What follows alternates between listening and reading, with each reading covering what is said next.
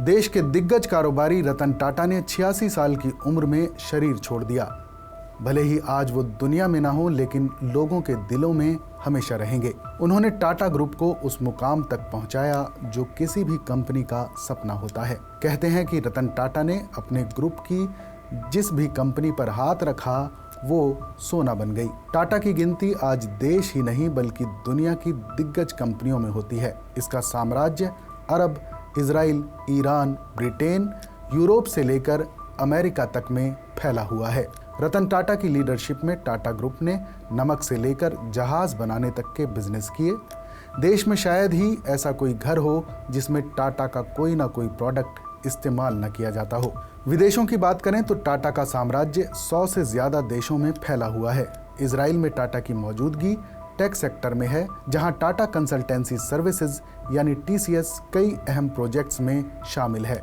करीब 3 साल पहले इजराइल के पहले डिजिटल बैंक ने बैंकिंग सर्विस ब्यूरो के लिए अपने पहले क्लाइंट के रूप में TCS के साथ साझेदारी की थी। इसके अलावा यहां ज्वेलरी सेक्टर में भी टाटा का बिजनेस फैला हुआ है। TCS कंपनी के मुताबिक इजराइल की टेक्नोलॉजी और स्टार्टअप में उसकी गहरी दिलचस्पी है। वो इजरायली कंपनियों और सरकार के साथ साझेदारी में कई काम करती है। इजराइल में TCS की मौजूदगी 2005 से है। यहाँ TCS के लगभग 1100 कर्मचारी काम करते हैं। वहीं ईरान की बात करें तो यहाँ टाटा ग्रुप की कंपनी टाटा स्टील का बड़ा कारोबार है। साउथ कोरिया में टाटा ट्रकों का बिजनेस करती है, तो वहीं ब्रिटेन में टाटा कार बनाती है। इसके अलावा साउथ वेल्स के पोर्ट टैलबोट में भी काम करती है। साल 2000 में टाटा ने लंदन में टेटली टी का अधिग्रहण किया था। अमेरिका में भी टाटा टेक्नोलॉजी सेक्टर में है। कई कर्मचारी उसके यहाँ काम करते हैं। अरब मुल्कों में टाटा का मुख्य काम डिफेंस और माइनिंग सेक्टर में है। रतन टाटा दुनिया के सबसे प्रभावशाली उद्योगपतियों में से एक थे, फिर भी वो कभी अरबपतियों की किसी लिस्ट में नजर नहीं आए। उनके पास 30 से ज्यादा कंपनियां थीं जो दुनिया के 6 महाद्वीपों के 100 से ज्यादा देशों में फैली हुई हैं। इसके बावजूद वो एक सादगी भरा जीवन जीते थे। टाटा ग्रुप की शुरुआत साल 1868 में एक ट्रेडिंग फर्म से हुई थी। 160 साल बाद 2024 में टाटा ग्रुप में करीब 100 से ज़्यादा कंपनियां हैं, जिनमें से 29 कंपनियां शेयर बाजार में लिस्टेड हैं। इन कंपनियों की मार्केट वैल्यू तकरीबन 33 लाख करोड़ रुपए के करीब है। वहीं टाटा की वेबसाइट के मुताबिक टाटा ग्रुप ने देश को पहली बड़ी स्टील कंपनी, पहला लग्जरी होटल और पहली देसी कंज्यूमर गुड्स कंपनी भी दी थी। टाटा ग्रुप ने ही देश की पहली एयरलाइन कंपनी टाटा एयरलाइंस भी दी है, जो बाद में बदलकर एयर इंडिया हो गई। यही नहीं, देश की आज़ादी से पहले ही देश को टाटा मोटर्स के बनाए ट्रक मिलने लगे थे। रतन टाटा 2 दशक से ज्यादा समय तक टाटा ग्रुप की main holding company Tata sons के चेयरमैन रहे और इस दौरान समूह का तेजी से विस्तार हुआ।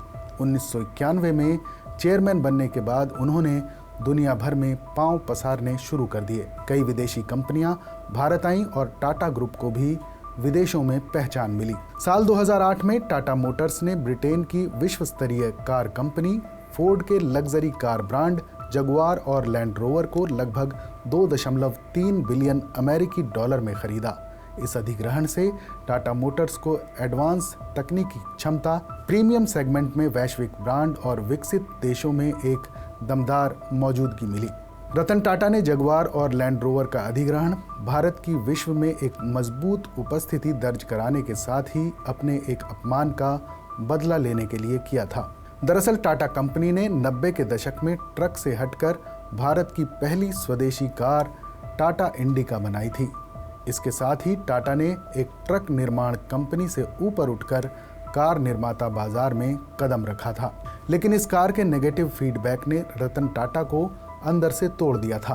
दिल्ली मुंबई से कई शिकायतें ऐसी आई थीं कि सड़कों पर चलने के लिए टाटा की ये कार सही नहीं थी। उन्हें कार में बहुत नुकसान हुआ, जिसके बाद रतन टाटा ने कार के निर्माण को ही बंद करने का फैसला कर लिया। वो टाटा इंडिका ब्रांड को बेचने के इरादे से ब्रिटेन गए। रतन टाटा के साथ उनकी पूरी टीम कार कंपनी फोर्ड के हेड ऑफिस पहुंची और फोर्ड के चेयरमैन बिल फोर्ड से कार कंपनी के बारे में बात की। लेकिन बिल फोर्ड ने रतन टाटा को बेइज्जत किया। बिल फोर्ड ने रतन टाटा से कहा कि आपको जब कार बनाने का तजुर्बा नहीं था तो फिर बनाई क्यों? आपने ये कदम उठाया ही क्यों? फिर भी हम आप पर एहसान कर रहे हैं कि आपकी इस कार कंपनी को खरीद रहे हैं। बिल फोर्ड के ताने सुनने के बाद रतन टाटा ने मीटिंग खत्म की और अगले दिन अपनी टीम के साथ वापस भारत लौट आए। एक इंटरव्यू में खुद रतन टाटा ने ये बात कही थी कि उस रात वो सो नहीं पाए थे। बिल फोर्ड के वो अल्फाज उनके कानों में कांटों की तरह चुभ रहे थे। फिर उसी दिन उन्होंने अपनी कार कंपनी को बेचने का फैसला रद्द कर दिया और अपनी उसी कार कंपनी को और बेहतर बनाने का संकल्प लिया। वहीं टाटा स्टील को वैश्विक स्तर पर स्थापित करने के लिए रतन टाटा ने ब्रिटेन की एक और स्टील कंपनी कोरस का अधिग्रहण किया। साल 2007 में टाटा ने लगभग 13.1 बिलियन अमेरिकी डॉलर में इसे खरीदा था। कोरस उस समय यूरोप की दूसरी सबसे बड़ी इस्पात कंपनी थी। इससे टाटा स्टील को सिर्फ यूरोपीय बाजारों में एंट्री ही नहीं मिली बल्कि हाई क्वालिटी वाले इस्पात उत्पादन की तकनीक और बड़ी उत्पादन क्षमता भी मिली। साल 2000 में टाटा ने ब्रिटेन की टेटली टी को 271 मिलियन यूरो में खरीदा था, जो उस समय दुनिया की दूसरी सबसे बड़ी चाय निर्माता कंपनी थी। टाटा के इस अधिग्रहण से टाटा ग्लोबल बेवरेजेस को अंतर्राष्ट्रीय स्तर पर एक मजबूत पहचान मिली, जिसे पहले टाटा टी कहा जाता था।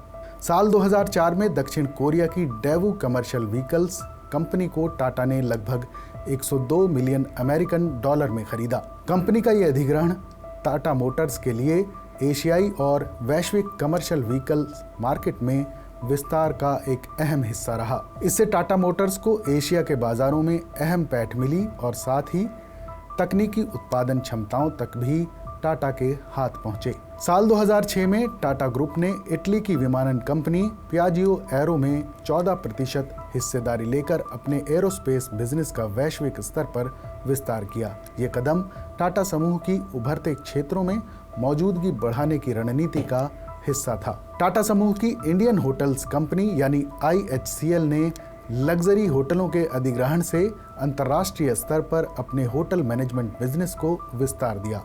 इससे इसके ब्रांड ताज को एक वैश्विक पहचान मिली।